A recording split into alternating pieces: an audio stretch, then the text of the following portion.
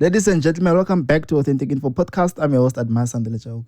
Julius Malema says that the EFF is not a retirement village, which means old ANC leaders who left the party because they don't agree with the current leadership or whatever reasons are not welcome in the EFF. But Julius Malema once spoke to the former ANC SG, Ace Magashule. This was after Magashule was expelled from the ANC. And he also spoke to Zuma. But he has recently come to say, no, there's no home for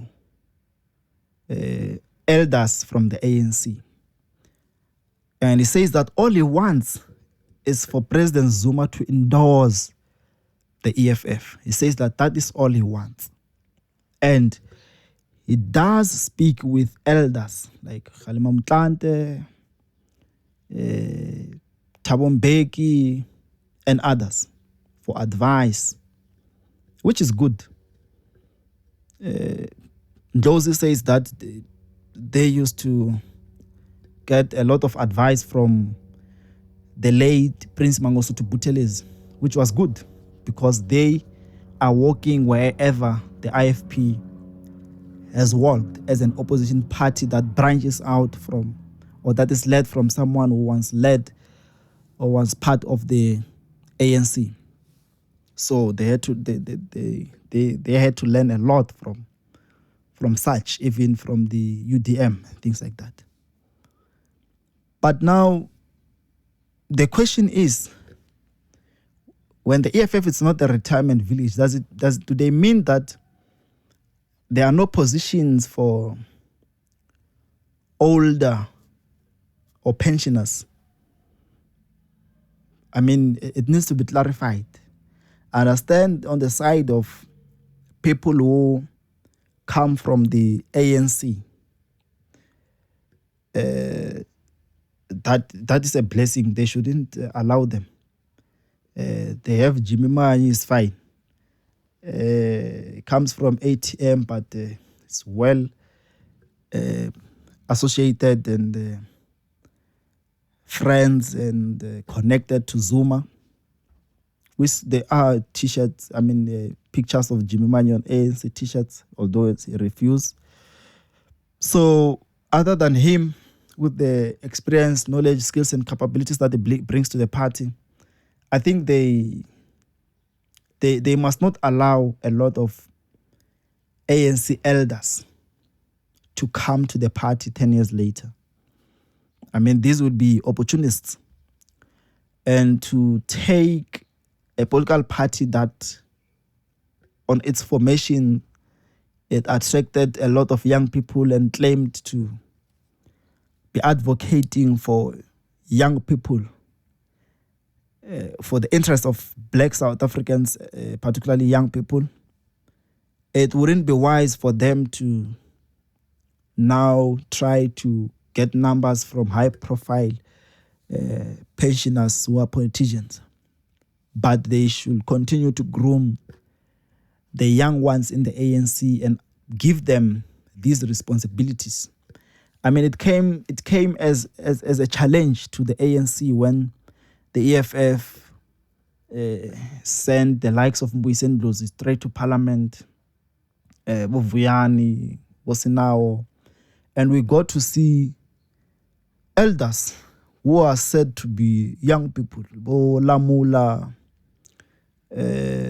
going to Parliament and become ministers. I think it was some sort of pressure coming from the EFF because they were deploying young people to Parliament, which was never the case back in the days. And Bobuti Manamela, we still see them in Parliament now becoming their deputy ministers and things like that. And if it wasn't for the EFF, I think they wouldn't be anywhere. They would still be fighting tenders. They would still be fighting to be mayors and things like that. But through the EFF, it has changed, and it has now become a norm that a person on his 20s can be a member of parliament in South Africa, which is good. So it not becoming a retirement village for anyone is good. And Malema saying that at age 50, 55 is retiring from politics is good, and he must honor his words. Unless if maybe at age 55, then it is when the ANC, the EFF will take power, then that's something that there can be an exception. But for now, if they can take power, or if they can grow the party to be official opposition for far too long, then it should have worked. They should just let him go at 55 or 50, depending on which one comes first in terms of his capacity or health.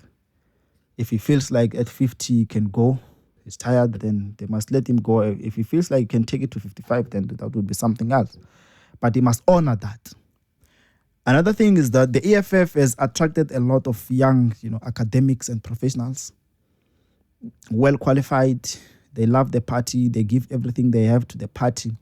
And I think these are the people who should infiltrate all these positions and be considered for even top jobs. And I love what they're doing, because there's information that Mboiseni Ndlozi might be their premier candidate for Gauteng, which is good. He is young. He needs to be tested in such positions. There was a time back in the days when there was some information that they were considering him. They wanted him to be premier of Tshwane, if I'm not mistaken, when we started to see this coalition government. So it's good. It's promising, because if it becomes a retirement village, if it gives responsibilities to pensioners and people who are in their 50s, 60s, it means that that will be the reflection of the type of government that they're going to give us. So if now they are risking these young people in senior positions, that is a reflection of the EFF government that we're going to get, which means we're going to see ministers in their 30s. We're going to see the premiers in their 30s. We're going to see directors in their 30s. Something which is very difficult to see in an ANC-led government. You become a director at age 56, which is bad. I mean, you are fully qualified, but they will say you are young. By that time, you're in your 20s, you have a master's degree.